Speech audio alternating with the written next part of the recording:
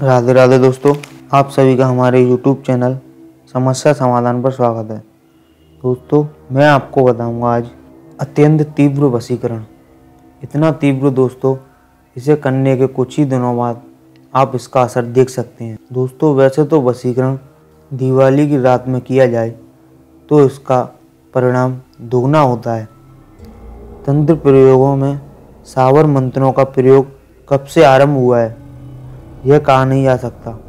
सबसे महत्वपूर्ण बात दोस्तों, अगर आपने हमारा चैनल सब्सक्राइब नहीं किया है तो सब्सक्राइब कर लीजिए, जिससे कि आगे आने वाली महत्वपूर्ण सूचना आप तक पहुंच सके। इतना अवश्य है कि इनका प्रयोग भारत में ही नहीं पड़ोसी देशों में भी हो रहा है। देहाती और जनजातीय क्षेत्रों में ओझा सयाने और तंत्र मंत्र करने वाले व्यक्ति आज इनका प्रयोग आमतौर से कर रहे हैं।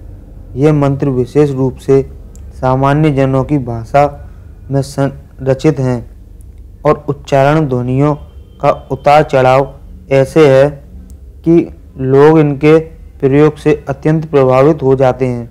भले ही इसकी अक्षर और शब्द योजना अद्भुत सी है, अटपटी भाषा और उच्चारण की लय साध्यजनों को आकर्षण भी लगती है।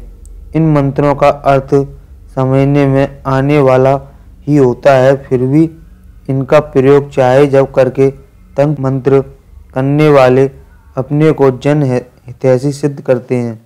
कहा जाता है कि इनकी संरचना संस्कृत मंत्रों की क्लिष्टता के कारण की गई थी।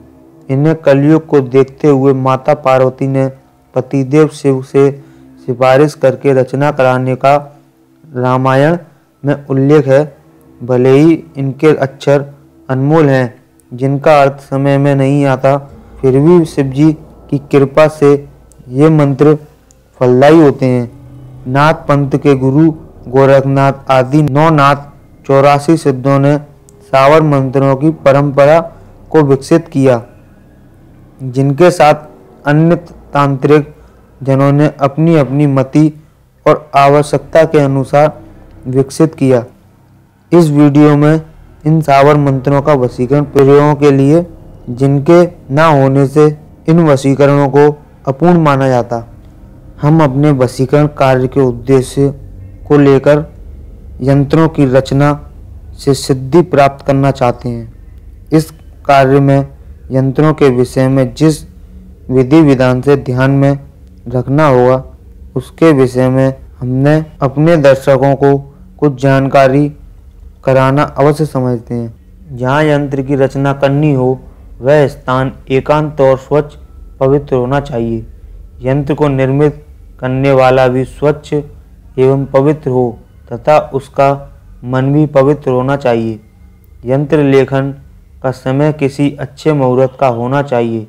प्राय इसके लेखन प्रयोग के लिए प्रयोगों में स्पष्टीकरण रहता है।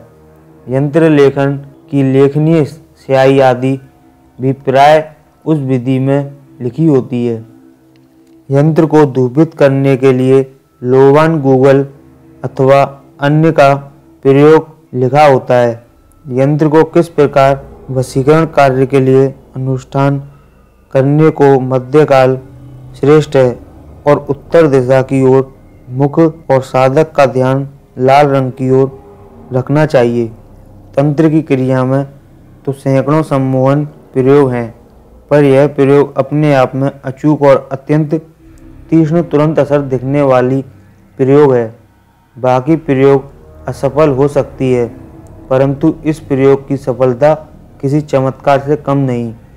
यह प्रयोग अघोरी और कपालियों की है, जिसे संपन्न करने के लिए पिछले 100 बार सोच समझकर ही करनी चाहिए।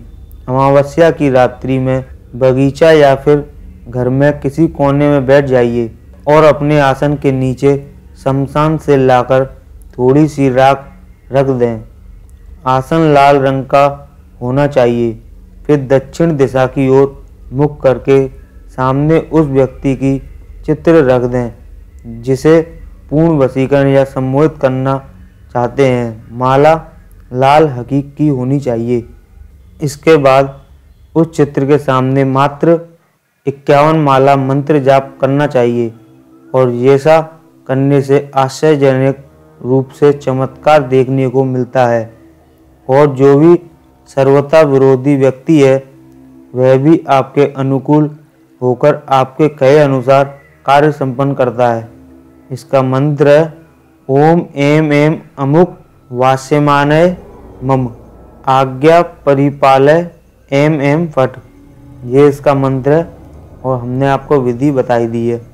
यह प्रयोग दिखने में अत्यंत सरल है परंतु प्रभाव अचूक देखने मिलते हैं और तुरंत ही जिसे सम्मोहित करना चाहते हैं उसे अपने वश में करने में समर्थ हो जाते हैं। दोस्तों, अगर आपको हमारी वीडियो पसंद आई हो तो इसे लाइक करें और शेयर करें, साथ ही हमारे चैनल को सब्सक्राइब करें जिससे आगे आने वाली अच्छी वीडियो आप तक पहुंच सके।